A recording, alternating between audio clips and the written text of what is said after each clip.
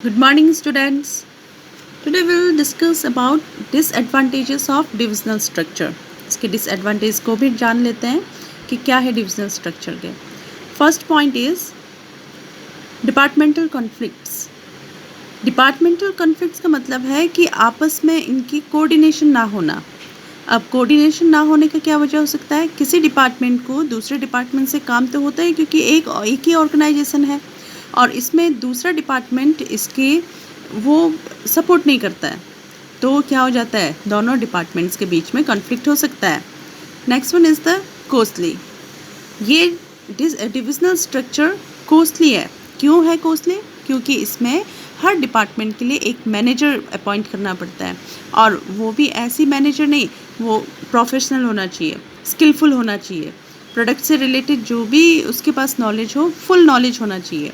तो इसीलिए जो बिल्कुल मल्टीनेशनल कंपनीज रहते हैं वहाँ तो ये स्ट्रक्चर काम के लिए काम का है, डिविजनल स्ट्रक्चर बहुत काम का है और वो एफोर्ड भी कर लेते हैं उसके कॉस्ट को.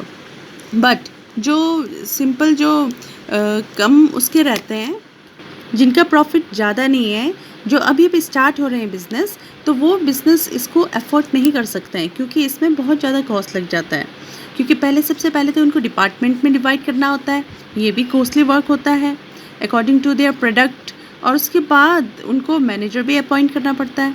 तो ये उनके लिए अफोर्डेबल नहीं होता है. जो छोटे बिजनेसमैन होते हैं वो अफोर्ड नहीं कर पाते हैं, उनके लिए बहुत कॉस्टली हो जाता है. But big businessman, big multinational companies जैसे रहती हैं, बिग ऑर्गेनाइजेशंस जिनको बहुत सारे प्रोडक्ट्स अपने लाइन में प्रोड्यूस करने होते हैं, तो उनके लिए ये प्रोडक्ट तो अच्छा है. लेकिन जो कॉमन बिजनेसमैन रहते हैं जिनका प्रॉफिट ज़्यादा हाई नहीं जाता है, उनके लिए ये कॉस्टली रहता है. Come to the next disadvantage, ignore organisational interest. अब हमने डिविजनल स्ट्रक्चर में सबको प्रोडक्ट के अकॉर्डिंग डिवाइड कर दिया है, और एक मैनेजर उसमें अपॉइंट कर दिया है, और वो मैनेजर उस डिपार्टमेंट के लिए क्या है, वो उस डिपार्टमेंट की सारी अथॉरिटी उनके पास है, डेलीगेशंस ऑफ अथॉरिटी उनके पास है.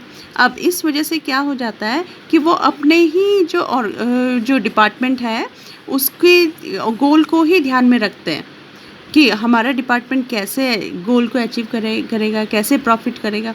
और जो उनका ऑर्गेनाइजेशन है, पूरा ऑर्गेनाइजेशन है, उसके गोल को वो नज़रअंदाज कर देते हैं, इग्नोर कर देते हैं.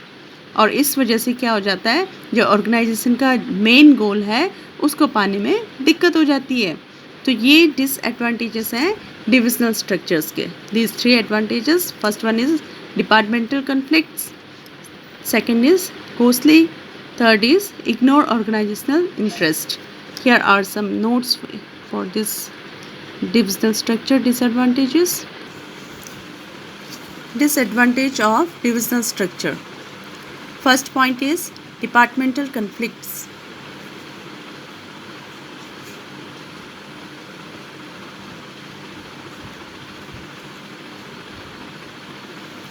Second is costly.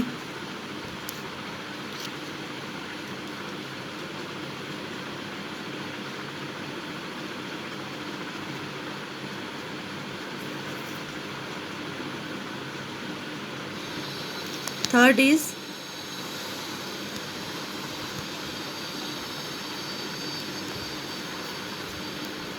ignore organizational interest.